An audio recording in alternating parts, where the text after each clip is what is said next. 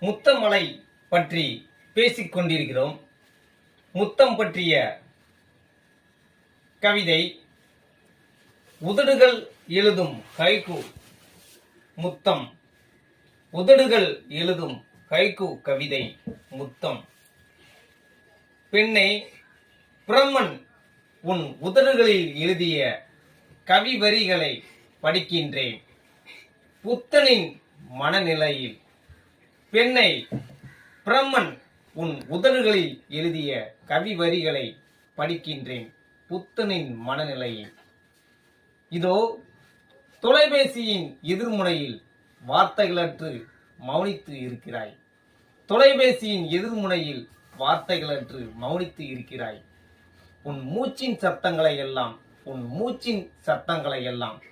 முத்தங்களாகவே மொழிபெயர்க்கிறது தொலைபேசி கம்பிகள். உன் மூச்சின் சத்தங்களை எல்லாம் முத்தங்களாகவே மொழிபெயர்க்கிறது தொலைபேசி கம்பிகள்.